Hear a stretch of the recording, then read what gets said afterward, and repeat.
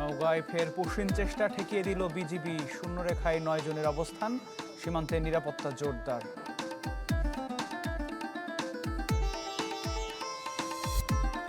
বৃষ্টি উজানের ঢলে তিস্তাপাড়ে বন্যা আতঙ্ক। রংপুরে সেতুরক্ষা বাঁধের ভাঙ্গন এলাকা পরিদর্শন এলজিইডি টিমের।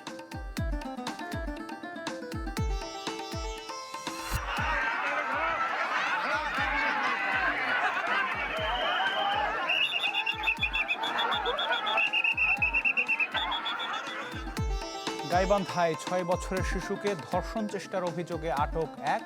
ব্যবসা প্রতিষ্ঠানে ভাঙচুর, অগ্নিসংযোগ।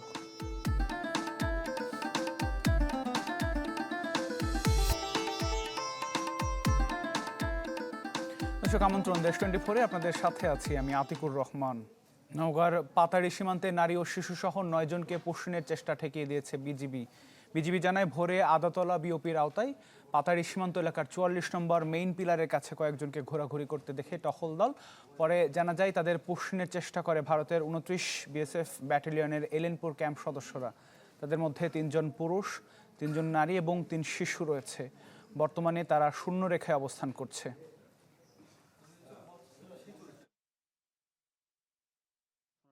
জিরো লাইনের আশেপাশে আসলে তারা ধমকি ধামকি দেয়, তারা দেশের মানুষের উপর একটু অত্যাচার করে।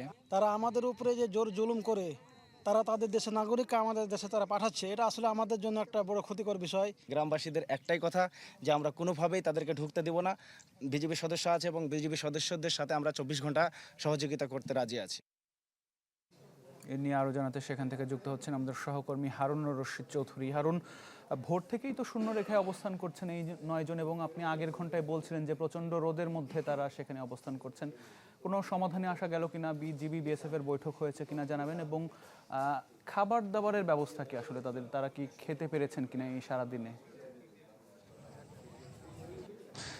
বিকেল ৫টায় একটা মিটিং হওয়ার সম্ভাবনা তৈরি হয়েছিল দুই দেশের যে বিএসএফ এবং বিজিবি পর্যায়ে পতাকা বৈঠক। সেই সম্ভাবনা আমরা এখন পর্যন্ত কোনো প্রস্তুতি দেখছি না। তবে বেশ কিছু বিএসএফ সদস্য ১০ থেকে ১৫ মিনিট আগে তারা জিরো লাইনের কাছাকাছি এসেছে। হয়তোবা সেই মিটিংটি হতেও পারে।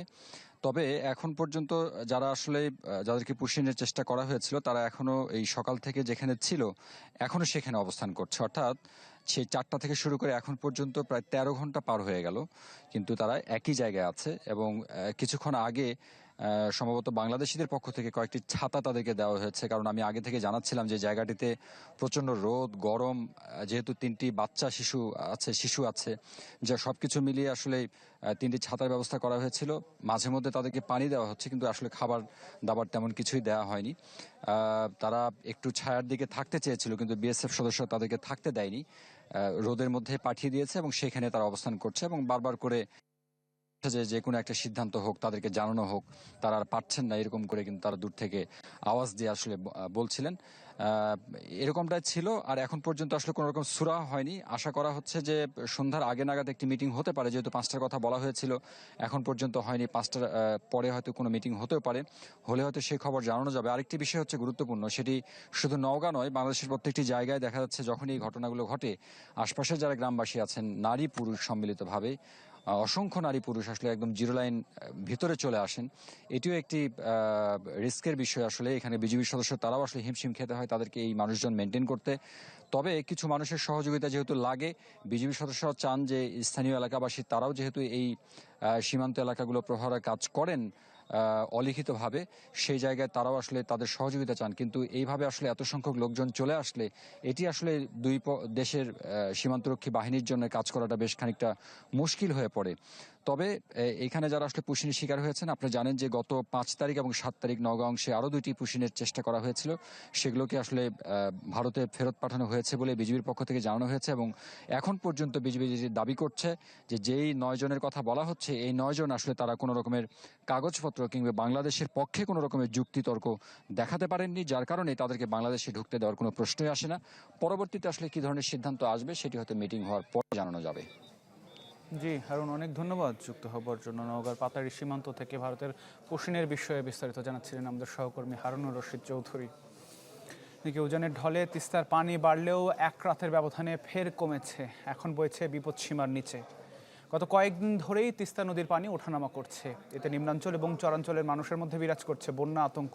তবে মৌসুমি ফসল না থাকায় কৃষিতে ক্ষতির আশঙ্কা তুলনামূলক কম। পানি উন্নয়ন বোর্ড জানিয়েছে আগামী ৪৮ ঘন্টায় ফের বাড়তে পারে পানি। এদিকে রংপুরে দ্বিতীয় তিস্তা সেতুরক্ষা বাঁধের ভাঙন এলাকা পরিদর্শন করেছে এলজিইডির টিম। তারা জানান দ্রুত শুরু হবে সংস্কার কাজ।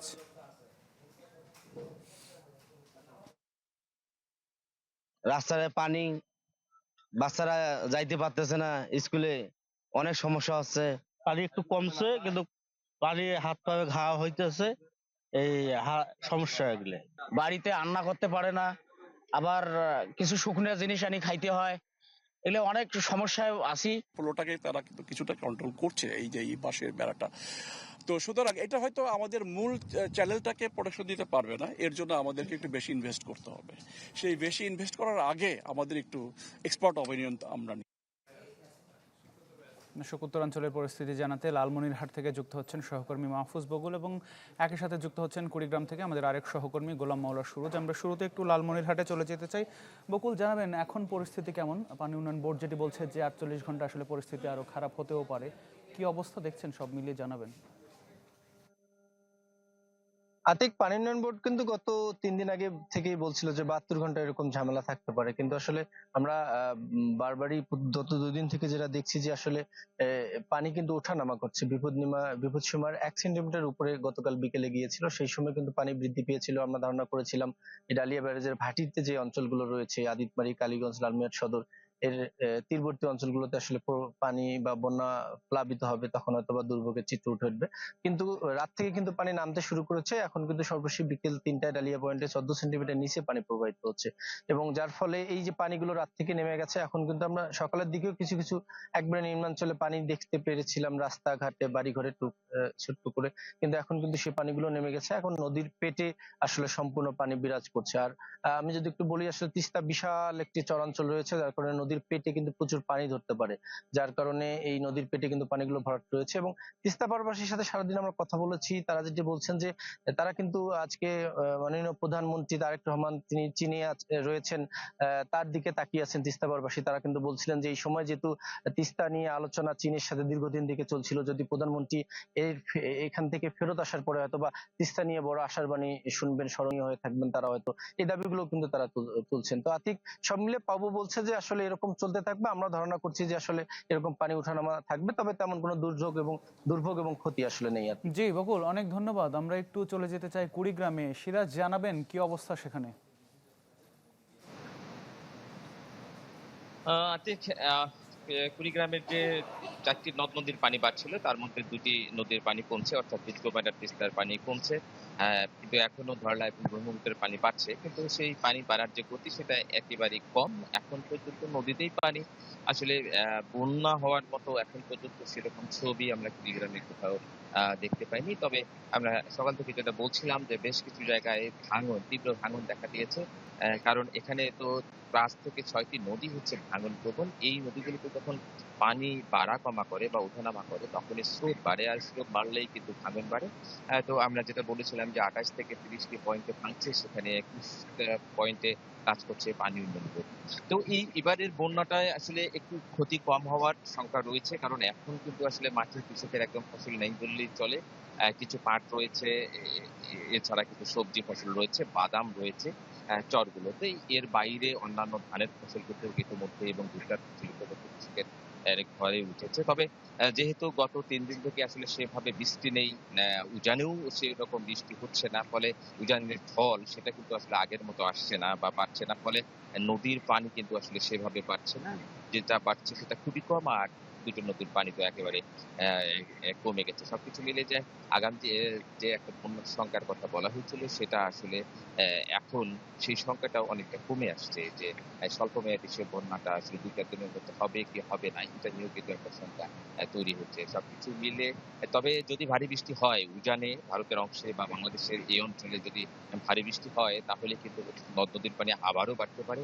আর আবারও নদ নদীর পানি বাড়লে একেবারে নদীর কাছাকাছি যে নিচু এলাকাগুলো রয়েছে সেই এলাকাগুলো কিন্তু প্লাবিত হতে পারে এবং যেটা হয়। এবং আমরা যেটা জানি বেশিরভাগ নদী এখন আসলে তলদেশ ভরাট, সে কারণে বিপদ সীমার উপরে 5 থেকে 10 সেন্টিমিটার পানি না ওঠা পর্যন্ত কিন্তু এখন আসলে তীর উঠছে, লোকালয়ে পানি প্রবেশ করার সুযোগ নেই।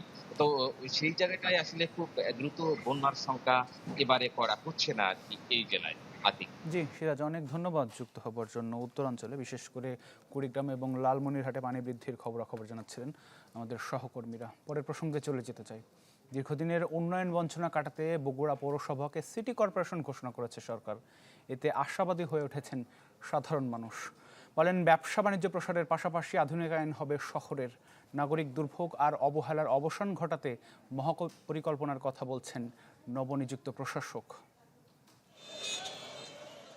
উত্তরবঙ্গের অন্যতম বাণিজ্যিক কেন্দ্র বগুড়া, তবু বছরের পর বছর অপরিকল্পিত নগরায়ন আর যানজটে নাকাল বাসিন্দারা। সিটি কর্পোরেশনে রূপান্তর করতে 2006 সালে বাড়ানো হয় বগুড়া পৌরসভার সীমানা, কিন্তু রাজনৈতিক পট পরিবর্তন ও বরাদ্দর অভাবে তেমন উন্নয়ন হয়নি শহরে। এখনও কাঁচা রাস্তা আছে 250 কিলোমিটার, সুযোগ সুবিধা থেকে বঞ্চিত 1/3 মানুষ। রাস্তা এবং ড্রেন এই দুইটার সমস্যা সবচেয়ে বড় সমস্যা। রোড বাদি নাই, আর ড্রেন নাই, কিছু নাই। অল্প একটু পানি আসতে পারে, মনে করেন হাবুডু খাওয়া লাগে, হাবুডু পানি। খালি গাড়ি আর গাড়ি, আমরা কিছু আশেপাশে কিছু দেখি না গাড়ি ছাড়া। জনগণতে চলবে চলবে আস্তে ধীরে চলবে, চলতে পারে না কেউ। দুর্ভোগ ঘোচাতে সম্প্রতি দেশের 13তম সিটি কর্পোরেশন ঘোষণা করা হয় বগুড়াকে। নগরবাসীর আশা, রাস্তাঘাট, ড্রেনেজ, বর্জ্য ব্যবস্থাপনার পাশাপাশি উন্নত হবে স্বাস্থ্যসেবা। বগুড়া মানুষের আশা যে এখানে যানজট নিরসন হবে, এখানে জীবন ব্যবস্থা অনেক ভালো হবে। যেহেতু আমাদের বগুড়ার সন্তান এখন দেশের দায়িত্বভার নিয়েছেন, এই জন্য আমরা বিশ্বাস করি যে উনি এই 17 বছর বঞ্চিত বগুড়ার উন্নয়নমূলক কাজ করবেন। সচেতন মহল মনে করেন এখানে নাগরিক সেবা নিশ্চিত করাই বড় চ্যালেঞ্জ। যদিও সিটির প্রথম প্রশাসকের দাবি, তৈরি হচ্ছে মহাপরিকল্পনা। আমরা যে যে যে সুবিধাগুলো আমরা বঞ্চিত হয়েছি, এগুলো অন্য অন্য জেলাতে যেগুলো সিটি কর্পোরেশন যে সুযোগগুলো পাচ্ছে ওগুলোতে সমতা চাচ্ছি। জিনিসগুলো একটা নিয়মের মধ্যে আনার জন্য আমি ইতিমধ্যে ব্যবস্থা গ্রহণ করেছি। অচিরেই মাস্টার প্ল্যান আসবে, সেই মাস্টার প্ল্যান মোতাবেক আমরা বগুড়াকে একটা সুন্দর শহর হিসেবে গড়ে তুলতে পারবো ইনশাল্লাহ। গেল 20 এপ্রিল বগুড়া সিটি কর্পোরেশনের উদ্বোধন করেন প্রধানমন্ত্রী তারেক রহমান। ফরহাদুজ্জামান শাহী, চ্যানেল 24, বগুড়া। এইচএসসি পরীক্ষায় কোনো শিক্ষার্থী নকল করলে ব্যবস্থা নেওয়া হবে সংশ্লিষ্ট শিক্ষা প্রতিষ্ঠানের প্রধানের বিরুদ্ধে। এই কথা জানিয়েছেন শিক্ষামন্ত্রী এহসানুল হক মিলন। হুঁশিয়ারি দেন, 2 জুলাই শুরু হতে যাওয়া পরীক্ষায় প্রশ্নপত্র ফাঁস হলে কাউকে ছাড় দেওয়া হবে না। এইচএসসি ও সমমান পরীক্ষা নিয়ে মতবিনিময় সভায় অংশ নেন শিক্ষামন্ত্রী। জানান, পরীক্ষকদের মূল্যায়ন নিশ্চিতে উত্তরপত্র পুনরায় যাচাই করা হবে। কোনো পরীক্ষক সঠিকভাবে খাতা মূল্যায়ন না করলে কিংবা অনিয়মের প্রমাণ পেলে তার বিরুদ্ধে আইনি ব্যবস্থা নেওয়া হবে। 2027 সাল থেকে জানুয়ারি মাসে অনুষ্ঠিত হবে এসএসসি এবং সমমানের পরীক্ষা।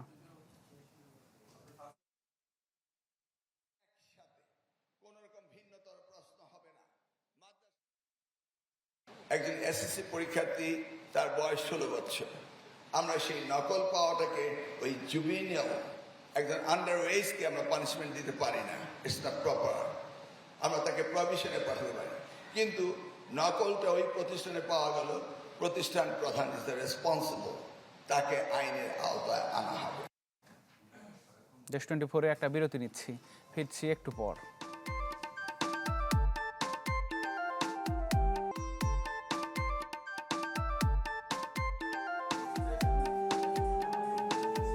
বিরতির পর স্বাগত দেশ 24-এ। হাম ও উপসর্গে 24 ঘন্টায় আরও 3 জনের মৃত্যু হয়েছে। দর্শক, আমরা কুমিল্লার হাম পরিস্থিতি জানবো। আমাদের সহকর্মী জাহিদুর রহমান যুক্ত হচ্ছেন আমাদের সাথে। জাহিদ, দেখছিলাম যে 24 ঘন্টা আসলে 3 জনের হামে আক্রান্ত হয়ে মারা গেছেন। কুমিল্লার পরিস্থিতি কি, কিছুটা কি পরিস্থিতির উন্নতি হয়েছে?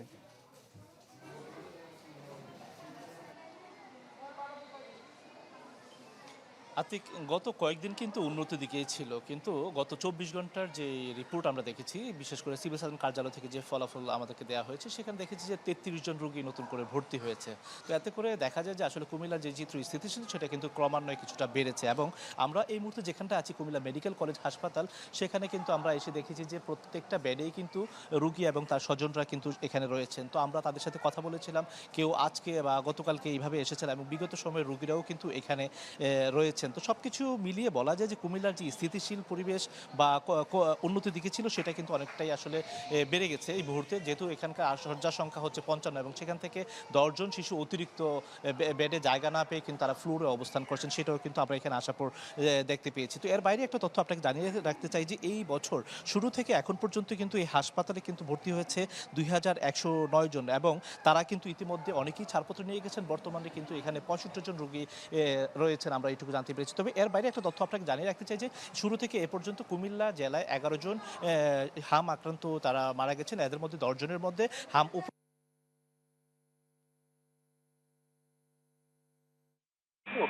যারাই ভর্তি হয়েছেন তারা কিন্তু চিকিৎসা নিয়ে তাদের বাড়িতে ফিরে গেছেন। তবে এই ক্ষেত্রে আরো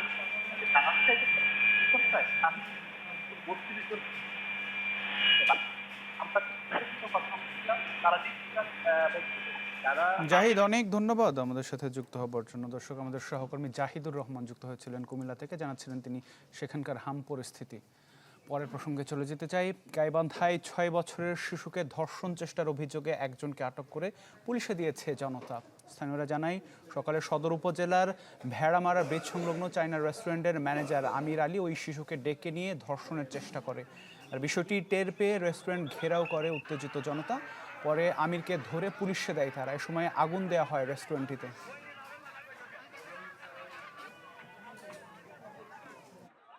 পরিস্থিতি আসলে খুবই উত্তপ্ত ছিল।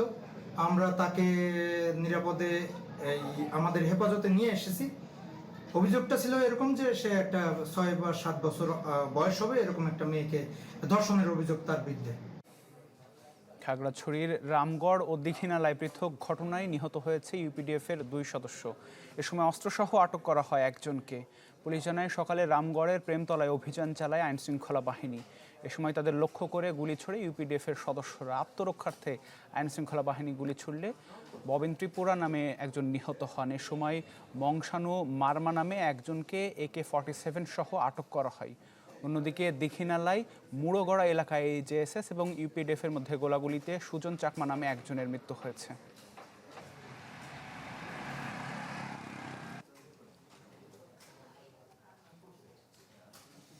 এদিকে চট্টগ্রামের পাহাড়তলীতে দুর্বৃত্তের ছুরিকাঘাতে রিফাত নামে এক ইলেকট্রিক মিস্ত্রি খুন হয়েছে। সকালে আব্দুপাড়া এলাকায় বাসা থেকে ডেকে নিয়ে এই হত্যাকাণ্ড চালায় দুর্বৃত্তরা।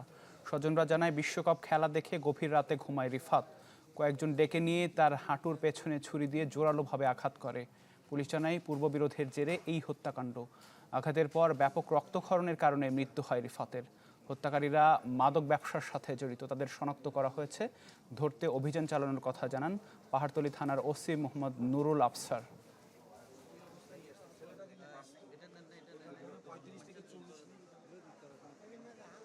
ডাকে নিচে বাসার থেকে ডাকে নেওয়ার পরে আমার ছেলে মাদ্রাসায় যেতেছে, যাওয়ার পর ওর দেখতেছে কে পড়া, তোর আম্মুকে বলছে আম্মু দুলাভাই তো লাশে পড়েছে। না, তাদের বিরুদ্ধে ওইরকম ইয়া নাই, তো এমনি উচ্ছৃঙ্খল ছেলে পেলে আর কি, এগুলা অত ভালো ছেলে না। এইটুকু সিরিয়াসলি ট্রাই করতেছি, ইনশাল্লাহ আইডেন্টিফাই করছি, ধরে ফেলবো ইনশাল্লাহ।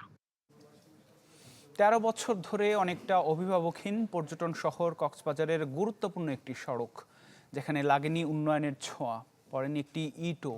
ফলে চলাচলের অযোগ্য হয়ে পড়েছে 2 কিলোমিটার সড়কটি। এতে দুর্ভোগে 3 ওয়ার্ডের 50,000 মানুষ। কোথাও গর্ত, কোথাও জমে আছে পানি, আবার কোথাও সড়কের চিহ্ন বোঝাই কঠিন। গত 13 বছর ধরে এমন করুণ অবস্থায় পড়ে থাকলেও একটা ইটও পড়েনি সড়কটিতে। সংস্কারের ছোঁয়া না পাওয়া সড়কটি এখন ব্যবহারযোগ্য হয়ে পড়েছে। অথচ এটি কক্সবাজার শহরের অত্যন্ত গুরুত্বপূর্ণ রাস্তা, যা শহরের কালোর দোকান থেকে শুরু হয়ে পাহাড়তলী লাইট হাউস হয়ে মিলিত হয়েছে কলাতলী সড়কে, যার দৈর্ঘ্য 2.14 কিলোমিটার। একসময়ের কাঁচা রাস্তাটি 2013 সালের দিকে পাকা করে পৌর কর্তৃপক্ষ, কিন্তু ঠিকাদার প্রতিষ্ঠানের অনিয়ম ও পৌরসভার তদারকির অভাবে জোড়াতালি দিয়েই সেই সময় কাজটি হয়েছিল, যা নির্মাণের বছর না পেরোতেই নষ্ট হতে শুরু করে। এরপর 13 বছরেও সড়কটিতে সংস্কারের ছোঁয়া লাগেনি, ফলে দুর্ভোগ মাথায় নিয়েই প্রতিদিন অন্তত 10 থেকে 12,000 মানুষ যাতায়াত করে এই সড়কে। কয়েকশোবার মাপজুপ করেছে, কিন্তু উন্নয়নের কোনো ছোঁয়া দেখা যাচ্ছে না। আমাদের এই রাস্তাটা দুর্ভোগ খুব কষ্টজনক ব্যাপার। আমরা বিগত 17 বছর ধরে শুনতেছি এই রাস্তার টেন্ডার হচ্ছে, যাতায়াত করার কষ্ট হইতেছে, স্কুল মাদ্রাসায় যাওয়া যাচ্ছে না, গাড়ি উল্টে পড়ে যাচ্ছে নানান দন্তমাই। বর্ষাকাল আসলে আমাদের বেহাল দশা হয়ে যায়। আর মানুষের মাদ্রাসায় আসলে, স্কুলে আসলে বাচ্চাদের জন্য কষ্ট হয়। তবে আশার বাণী শুনিয়ে পৌর কর্তৃপক্ষ বলছে, বিশ্বব্যাংকের অর্থায়নে এবার এলজিইডি এই সড়ক নির্মাণ কাজ বাস্তবায়ন করছে, যা আগামী 1.5 বছরের মধ্যে শেষ হবে। এলাকাবাসী যদি সহযোগিতা করেন তাহলে যেখানে 3 মিটার বা 4 মিটার আছে ওই জায়গায় আমরা 5 মিটারও করতে পারব, যেহেতু আমাদের প্রজেক্টে সর্বোচ্চ 6 মিটার পর্যন্ত আমরা ধরা আছে। স্থানীয়রা বলছে, সংস্কারের স্বচ্ছতা নিশ্চিতে পৌরসভা তদারকি না করলে আগের মতোই মানহীন হবে কাজ, এতে কমবে না জনদুর্ভোগ। আজিম নিহাত, চ্যানেল 24, কক্সবাজার। দেশ 24-এ আরও একটা বিরতির সময় হলো, সাথেই থাকুন।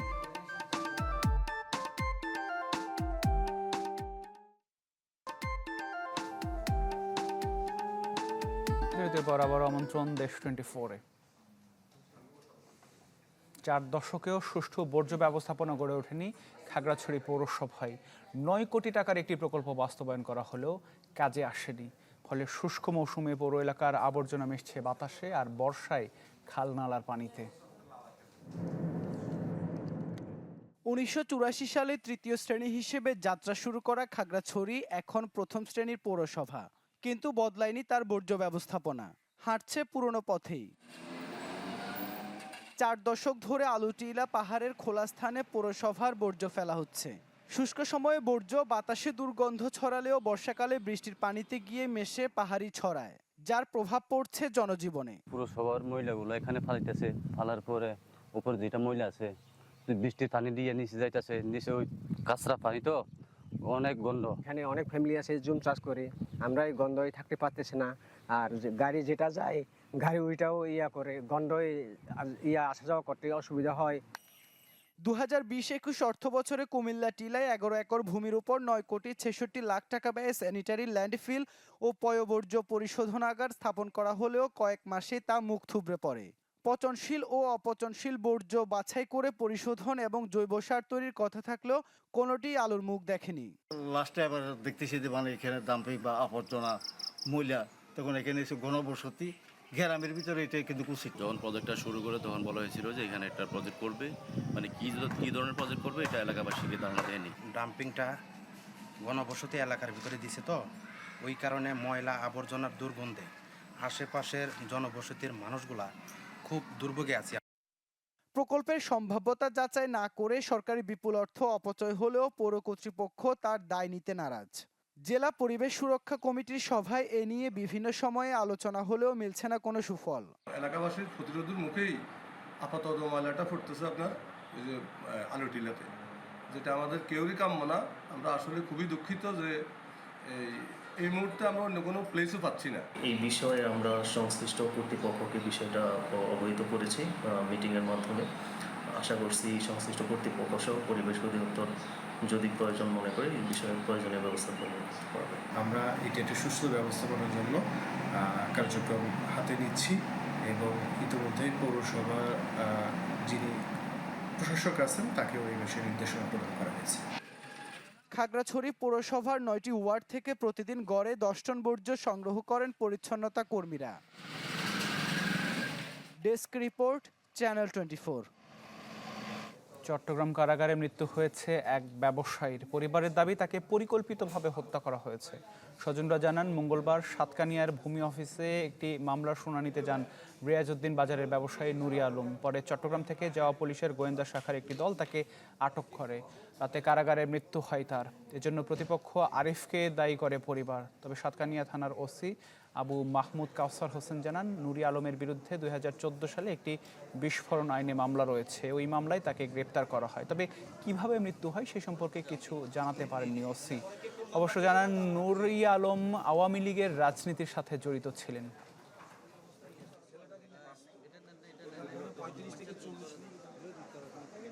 এদের সাথে বিরোধ আরেকজনের সাথে, এই যে আপনার রফিকের সাথে, সোমানাজের সাথে, আরিফদের সাথে জায়গা সম্পত্তি নিয়ে মামলা। ওনাকে আওয়ামী লীগ সাজানো হয়েছে, সিরিয়াং থেকে ডিবি টিম নিয়ে ওনাকে গ্রেপ্তার করা হয়েছে। এরা স্পেশাল মানে ডিবি পুলিশ ভাড়া করে মানে টাকা দিয়ে মানে আমার ভাইকে গ্রেপ্তার করে কালকে কোর্টে এখানে চালান দিছে। ওনার সহ সম্পত্তি, ওনার দোকানপাট খাওয়ার জন্য এগুলা সব ষড়যন্ত্র। আমার ভাইয়ের নামে কোনো মামলা নাই। 24 সালের একটা মামলা সে সাসপেক্ট ছিল, সেই মামলাটাকে আমরা অ্যারেস্ট করেছি বা ডিবি টিম তাকে অ্যারেস্ট করেছে ডিবি। এটা হচ্ছে আপনার মারাজি মামলার সাথে বিস্ফোরক আইনের মামলা। চট্টগ্রামের কাট্টলিতে সড়কে মাছ ও বরফ ঢেলে চাঁদাবাজির প্রতিবাদ জানিয়েছেন জেলেরা। সকালে রানী রাসমণি ঘাট এলাকায় এই কর্মসূচি পালন করেন তারা। অভিযোগ করেন, এই ঘাটে কয়েক মাস ধরে জেলেদের কাছে খাস কালেকশনের নামে চাঁদা আদায় করছে একটি পক্ষ। শুধু জেলেরা নয়, আশপাশের ব্যবসায়ীরাও চাঁদাবাজির কারণে অতিষ্ঠ। এ সময় চাঁদাবাজদের বিরুদ্ধে ব্যবস্থা নিতে সরকার ও স্থানীয় প্রশাসনের কাছে দাবি জানানো হয়। মানববন্ধনে শতাধিক জেলে ও তাদের পরিবারের সদস্যরা অংশ নেন।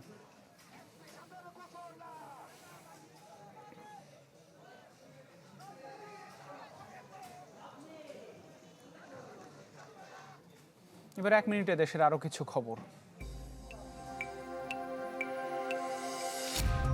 নোয়াখালীতে দ্বিতীয় দফায় পেছালো শিশু আসমা হত্যা মামলার রায়। আগামী 1 জুলাই নতুন দিন নির্ধারণ।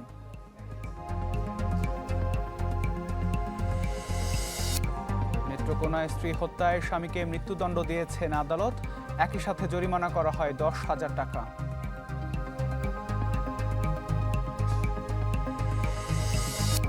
কুষ্টিয়া কর অফিসে নিয়োগ পরীক্ষায় প্রক্সি দিতে গিয়ে আটক 4 জন, পরে সোপর্দ করা হয় পুলিশের কাছে।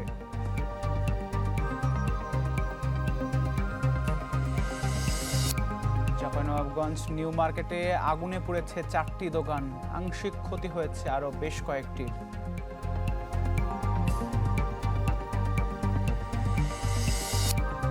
চাঁদপুরের ফরিদগঞ্জে লোডশেডিং ঘিরে উত্তেজনা, পল্লী বিদ্যুতের কর্মচারীকে তুলে নিয়ে মারধরের অভিযোগ।